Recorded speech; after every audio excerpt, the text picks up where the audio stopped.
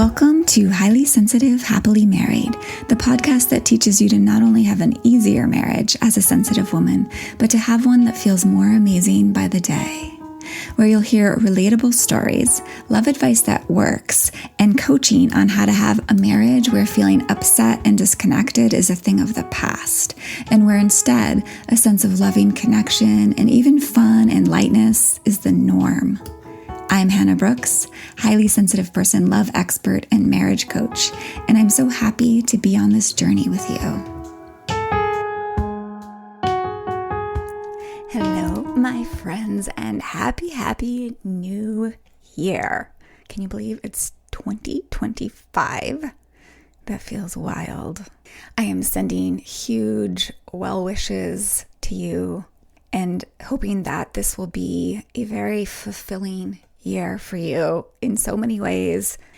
And that's kind of what I want to talk about today. There are three major things that I learned from my first marriage's failing. I actually don't like that word, but my first marriage ending in divorce, I should say.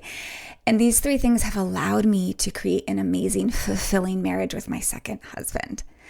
I'd love to start off this new year by sharing these three things with you in hopes that you'll benefit from them as much as I have and be able to use these three tips to make some great changes right away this year so that your marriage can be on track for much better times from now until forever and be much more fulfilling. And so I'm calling this episode How Highly Sensitive People Can Feel More Fulfilled in Their Relationships. Before we dive in, I wanted to mention that if you missed my announcement last week, it's actually a big announcement. I'm going to say it again now. I'm going on sabbatical to some degree in the spring. And so what that means is that my last spots for coaching together until probably the late summer, we shall see exactly when, are going to close, meaning January 15th, doors close for many months for coaching one-to-one together. So this is a popular time of year to get the help necessary to make your marriage or relationship so much better. So if you, like so many, are using this turn of the year moment to focus on making your marriage the loving one you really want, don't wait to reach out to me about coaching together. January 15th is quickly approaching, and that's the last day I'll be taking new clients for a while. So get in while you can. Although my on-demand programs and courses will still be available for purchase, there's absolutely nothing that compares to getting my direct help, to getting my eyes and mind on your marriage, and you and I collaborating together to change things in big, beautiful ways in your marriage. So to get started with that one-to-one coaching process, head to my website, www.hspmarriagecoaching.com, and click on the button that says Work Privately with Me. And there you're going to find all the information you need about it and the form called the Great Mutual Fit Form that you need to fill out. I'm going to put those links in the show notes as well. But fill out that form as a first step to helping us both feel out if coaching with me is a great step for you right now. From there, we can email or chat to make sure and also answer any more questions that you may have and then get going together if it still feels right. So get going with that as soon as possible. So let's dive into today's topic with a reminder. Highly sensitive people like you naturally bring some really beautiful love-promoting qualities to their romantic partnerships. I hope you know that. And if you missed the third episode where I dive deeply into this, you got to go check that out. And even though these qualities are an innate part of highly sensitive people, and they really can serve us in relationships, these same qualities can sometimes end up undermining the strength of our relationship. I've seen this a fair amount in my work with clients, and this was definitely true for me in my first marriage, and it led in part to that marriage ending in divorce. As you know, but you might forget, we highly sensitive people are known for our caring, conscientious, and considerate natures. And another wonderful quality is that relationships tend to matter deeply to us, and that we tend to do our best to be loyal and caring in our relationships. Again, this really goes back to the deep conscientiousness and relationship orientedness that is at the heart of being a highly sensitive person. Add to that our tendency to have high standards for ourselves and our tendency to work hard at being kind, supportive friends and partners. We often successfully create strong, intimate bonds with others, particularly close friendships and partnerships. We also have a knack for being aware of the needs of others, right? Your ability to pick up on subtle cues, that innate thing that you have, it tends to make other people feel deeply understood and cared for. Like when you notice a subtle shift in your partner's energy or mood, maybe they start to feel sad or down, and you notice that pretty quickly, right? And you instinctively know that your partner could use your support. So you go ahead and you ask him what's going on and how you could support him, right? That's just an example of the natural ability that HSPs have to pick up on cues from our partner and respond to those cues in a caring way. On top of all of this, we also tend to think deeply about our love relationships, giving them a lot of our mental and emotional energy. Does that resonate? So this is really wonderful for the lucky partner of a highly sensitive person. Like your partner is lucky that you have these qualities. And I could bet you lots of money that it's part of why they felt drawn to you and nurtured and safe and loved with you. But, were you waiting for the but? Things can go downhill somewhat fast when our significant other doesn't behave the same ways. I've seen this time and again with my clients. And here's the thing. It's human nature to be unable to deeply understand what it's like to live another person's experience. And although we highly sensitive people tend to be pretty empathetic naturally, or quite empathetic naturally, it's still nearly impossible to really see through our partner's eyes and live in their reality. And this can be a source of a lot of pain in intimate relationships. Time and time again, I've seen clients feeling very flabbergasted and hurt and upset because their spouse isn't behaving the way that she would in the same situation. So hopefully I'll illustrate this better with my own experience. In my first marriage, I often wondered why I seemed to be the one to show more interest in the health of the relationship. I'd ask myself things like, how can he be okay with going to bed when things aren't resolved between us? Right? That might resonate with you. Or does he even notice that I'm sad? Or doesn't he want to help me feel better? Or what's wrong with him that he doesn't think to offer some kind words right now? Because those were things I naturally did for him. Does that resonate with you? Looking back, I can see that those high standards I had for myself about relationships, like I expected myself to notice and be there for him lovingly when he was upset, when he was sad. I expected myself to help him feel better. I expected myself to say kind words. And it turns out I had those same expectations for him as well. I had those same standards for him. And when he didn't meet my ideas, my expectations about how we should be with each other, I would think something was wrong with him, with our relationship. I would think his lack of consideration and awareness meant he didn't love me as much as I loved him, or that maybe I wasn't enough for him. And thinking that really hurt. I remember it deeply. And unfortunately, that pain only led to me acting far below my own high standards for myself. Because when we humans feel hurt, we tend to say and do things that we would not otherwise, and that aren't a display of our best selves, we could say. So what I'd end up doing is complaining or curling up and crying in hopes he'd notice and then finally give me the care that I felt I deserved. Or give him the cold shoulder. Or I'd point out how he was falling short. And I'd question why, if he really loved me, he wasn't more affectionate or more aware of my feelings or more interested in resolving issues.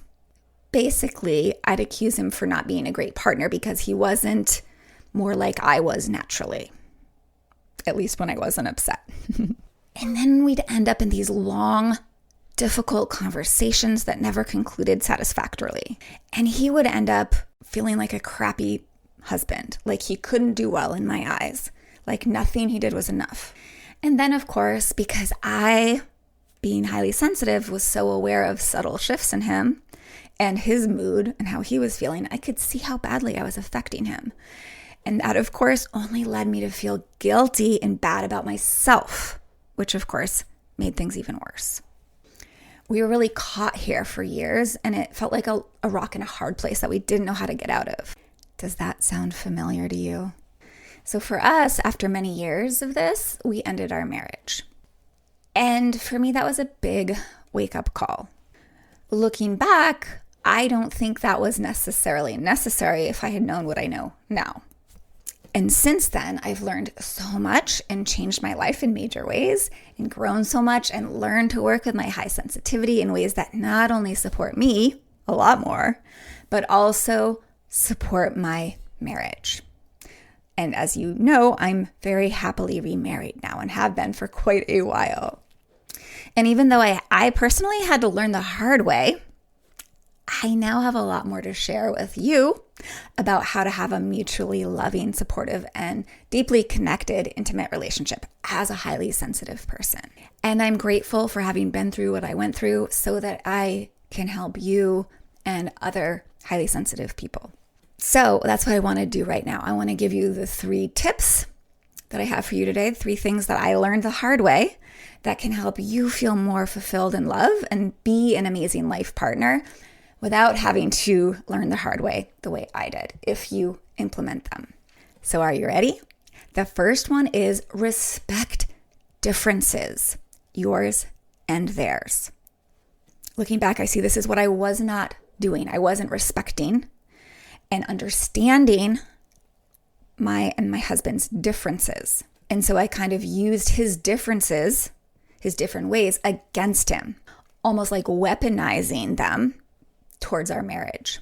So just as our partners must learn to accept our sensitive natures, and by the way, I have a podcast about what it means to be sensitive that's made just for your spouse. So you should check that one out or have them check it out if they haven't learned anything about high sensitivity yet.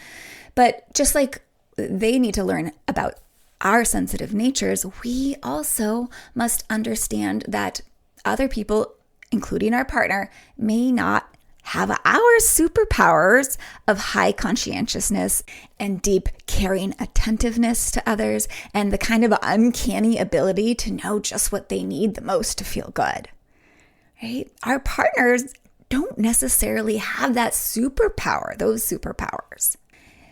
And they may not want or need to resolve issues in your relationship as thoroughly as you do because they may not feel things as intensely and as long as you do, right? Those feelings might not be there. They might let things go a lot easier. And they might not enjoy processing or getting to the heart of the matter the way you do. In fact, it may make them uncomfortable. Now, all of this can be especially true if your partner's a male because of some big brain and cultural differences between males and females' approach to relating with others. I actually have several podcast episodes that dive into some of this, including episode 109, which is called Helping Your Husband Be There When You're Upset. But there really are big differences. And so your partner may not be as attuned to the play of emotion across your face as you would be to his, or as quick to try to make things right for you as you would be for them. And obviously, this can be true whether your partner is a male or a female or any gender. Now, if you fight to change your partner's brain's wiring, you're probably fighting a losing battle. Instead, when you feel like you know better than he does about how to love well, I invite you to remind yourself, my way is not better. It's just different. And yeah, there may be moments when it's true that the way you go about things is more supportive to a wonderful relationship. But so long as you're comparing and putting down your partner's ways and seeing them as bad or wrong or a problem, you're actually causing pain and suffering for yourself and your partner. It helps me tremendously to remember my ways are one way, but not the way. My ways are good, but not better than my husband's ways. They're just different. When I do that, when I remind myself of this, I feel so much more peace. And this really leads right into the next tip, which is to stop holding your partner to unreachable standards. I like to say, apples will never be as juicy as watermelon, but you can't make a great pie out of watermelon. So when I let go of my own high, unrealistic standards and stop comparing myself to my partner, I can actually see the way he does show his care and how he is loving me, which is what I ultimately want, to feel loved, cherished, and supported. So for example, maybe your spouse doesn't read your mind and give you that hug when you most want it, but he does make kind gestures like offering to take the kids so you can have some quiet time to yourself on the weekend, or they invite you on some adventure that they're excited about because they want to share that experience with you. I've noticed that so many men in particular tend to show their care by doing a chore or an errand or a task around the house or something like that, or running to the grocery store, including my own husband. That's probably the biggest way he tends to show his love, is by asking, is there anything I need to go pick up at the store? Or can I stop and get anything on my way home? Or bringing in the firewood. A client and I just had a good laugh the other day about how her husband, when he notices she's stressed or upset, gets out the vacuum cleaner and starts cleaning. Because even if it doesn't come naturally for him to say, ask what she needs or go give her a hug or whatever, it's one of the ways he knows that he can show his support, by vacuuming, by cleaning. And when she takes that in, she can feel loved instead of annoyed that he isn't asking her what she needs or coming in to give her a hug.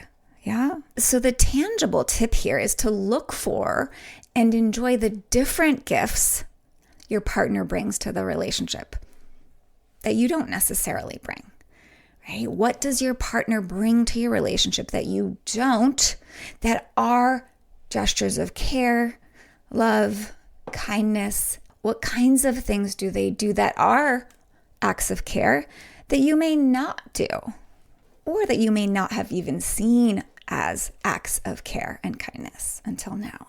And my invitation is to let those things be gifts that spice up your life, that fill your life with the care that you want. Yes, they may not be the same ways you put energy into your relationship, but would you really want a clone of yourself for a partner anyway? I know I would not. That would be so boring. And the third tip is really, really important. And this will not be new if you've been listening to the podcast. I can't say this enough. I could say it every day. So I'll repeat it again. The third tip is attend to yourself. And what I mean by that is we need to keep coming back to giving ourselves loving attention, especially as highly sensitive women. When I don't do that, I feel empty and needy. And I sometimes start to look to my husband to fix it, which often backfires and makes me feel worse.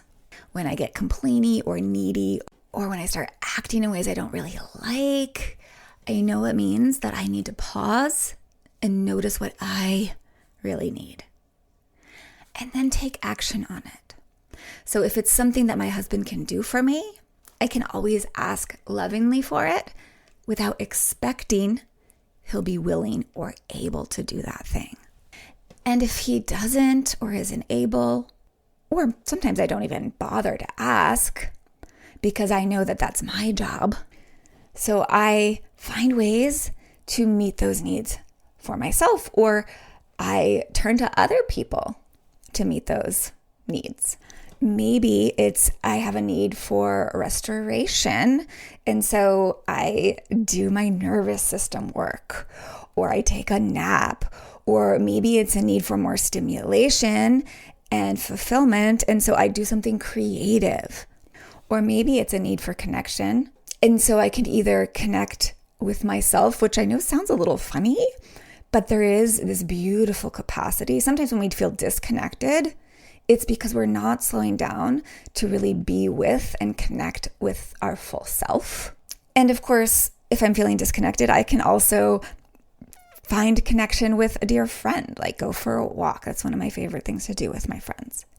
Or I can ask my husband to make time for that with me. But again, my point here is if he's not willing or able to for some reason or another, then I have plenty of ways to meet that need or desire for myself. Now, this is a somewhat complex topic. I want to share that I have several episodes, actually tons of episodes on this, but a couple that stand out are needs versus wants in marriage. That's episode 96.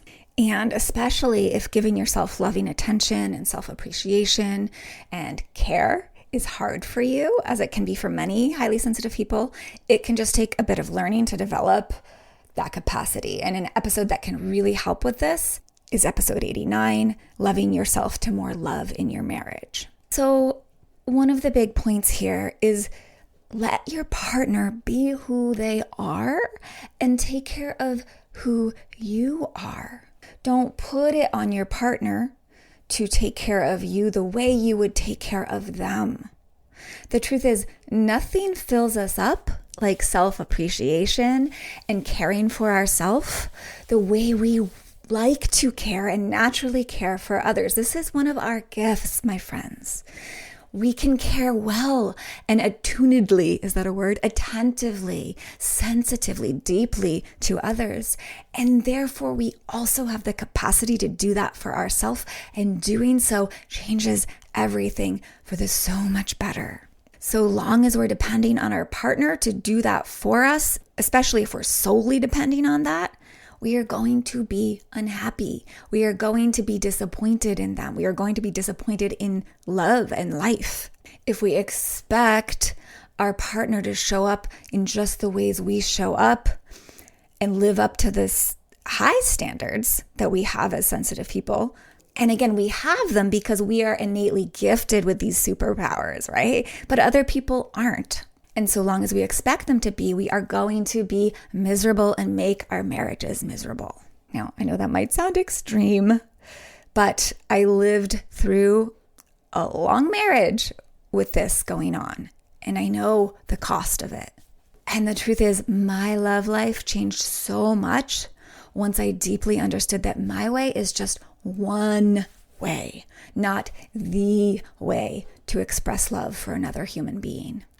And I can now really feel and appreciate my husband's less sensitive but unique ways of loving me.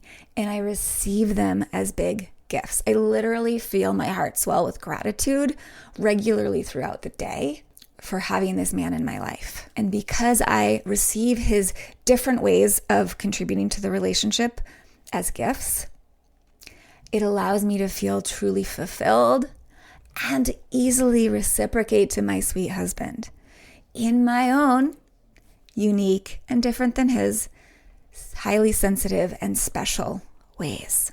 And I honestly think this makes our relationship richer, more interesting, and more fulfilling than our relationship would be if he was more like me and I was more like him.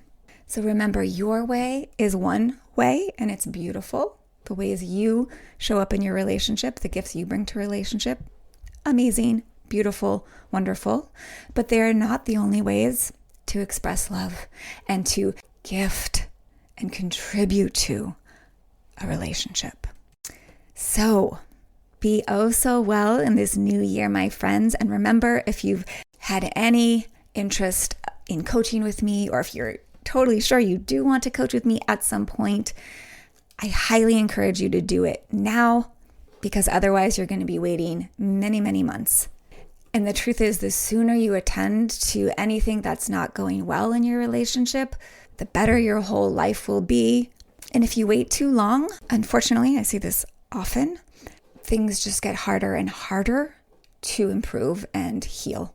So don't wait. Head over to www.hspmarriagecoaching.com and check out the Work With Me Privately page and fill out your submission form. And I'd be honored to help you transform your marriage into the loving, light, connected, supportive one you really want this year. Be oh so well.